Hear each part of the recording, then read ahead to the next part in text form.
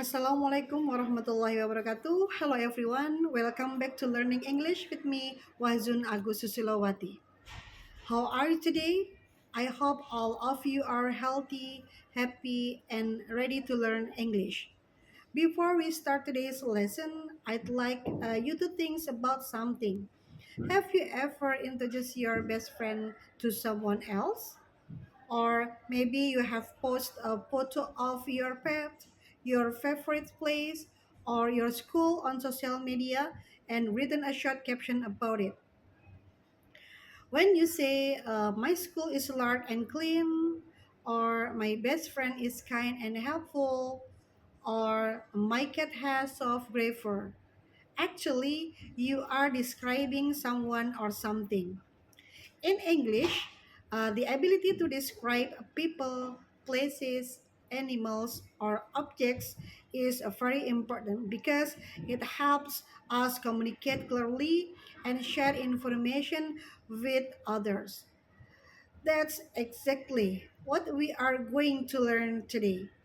In this lesson, we will learn about descriptive text, what it is, why we use it, how it's organized, and how to write it using the correct grammar, especially the simple present tense.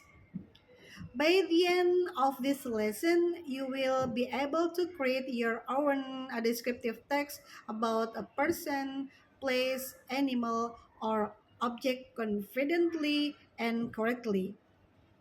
So, are you ready to begin? Let's start our lesson. The outline, the materials, there's a definition, purpose, generic structure, language feature, example, and the last, there is conclusion. We explain one by one. The first definition. A descriptive text is a text that describe a person, place, animal, or things in detail. It helps a reminder imagine the subject by using clear details about its appearance, qualities, and characteristics. Next, a purpose. The purpose of descriptive text is to describe specific characteristic of someone or something. It helps a reader create a clear picture of the subject by using vivid and specific description. Through descriptive text, readers can better understand and imagine what is being described. Here are simple explanation for each purpose of a descriptive text. The first, there is a particular person. The particular person to describe a particular person, a descriptive text explain a person's appearance, personality, and characteristic. The second, there's place to describe a place. A descriptive text gives details about the location, appearance, and atmosphere of a place. The third, there's an animal to describe an animal. A descriptive text describes an animal's physical features, behavior, and habits. The last, there's an object to describe an object. A descriptive text explains an object's shape, size, color, function, and other special features. Now, let's move on to generic structure of descriptive text. The generic structure of descriptive text, there are two. The first, there's identification. Identification introduces the person, place, animal, or object that will be described. The second, there is description. Description explains the characteristic, appearance, qualities, or feature of the person, place, animal, or object in detail. The next part is language feature of descriptive text. The language feature of descriptive text, we start with the simple present tense. Simple present tense is used to describe facts, habits, or permanent characteristics. For example, my school has a large library.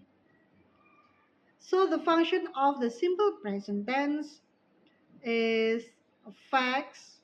Facts to state facts that are true and can be proven. For example, the earth revolves around the sun. The second is general truth. General truths to express universal truths that are always true. For example, the water boils at 100 degrees. The third is habits. The habits to describe actions that happen regularly or repeatedly. For example, she goes to school by bus every day. Characteristic. The characteristic to describe the permanent qualities of or feature of a person, place, animal, or object. For example, my school is clean and has a large library. Let's move to the formula. The formula, there are three kind of the positive, negative, and interrogative.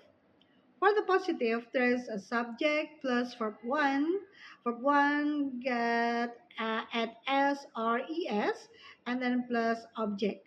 For example, she lives in Bandung. So she be a subject and then lives a verb 1 and the object is in Bandung. The next example, my school has a beautiful library. And then there is again the cat sleeps on the sofa. So the next negative. For negative form, start from the subject, do or does plus na plus verb 1. For example, she doesn't like coffee and they don't play a football. And then interrogative formula, there is a start with do or does plus subject plus verb 1. For example, does she study English or do they live here? Okay. Next, the specific participant. A descriptive text focuses on one specific person, place, animal, or object. For example, my best friend is very kind. Third, adjective. Adjectives are used to describe the qualities or characteristic of a noun. For example, the classroom is clean and spacious. For linking verb. Linking verb connect the subject with its description or condition. Example, the park is beautiful. Next, action verb. Action verb describe what the subject does or its usual activities. For example, my cat sleeps on the sofa every afternoon. The next, there is a descriptive vocabulary. Descriptive vocabulary provides a clear and vivid details to help readers imagine the object being described. Example, the flower has uh, yellow petals and a sweet fragrance. The next, noun phrases. Noun phrases give more details information about a person, place, animal, or object. For example, a beautiful white house stands near the river. The next, there is sensory details. Sensory details describe how something looks, sounds, smells, tastes, or feels. For example, the fresh bread smells delicious. And then next, let's we go to the example. I have a picture about the classroom. Let's read this, make a describe about the classroom. My classroom is comfortable and clean. It has dirty desks and dirty chair. The walls are white and there are many colorful posters. My teacher teaches English every Tuesday. My classmates study seriously, but they also enjoy learning together. The classroom has three windows that allow fresh air to enter. There is a projector at the in front of the room, and it helps us understand the lesson better. I like my classroom because it's a pleasant place to study. Next, the last of conclusion. Descriptive text help us describe people, places, animals, or things clearly and in detail. By using the correct structure and language feature, we can make our description more interesting and meaningful. It allows a reader to imagine the object being described through vivid details. A descriptive text uses the identification and description structure along with the simple present tense and descriptive adjective. With regular practice, students can improve their vocabulary, writing skill, and ability to express idea effectively. Thanks for your attention. I hope you can understand about descriptive text. See you on the next opportunity. Bye bye.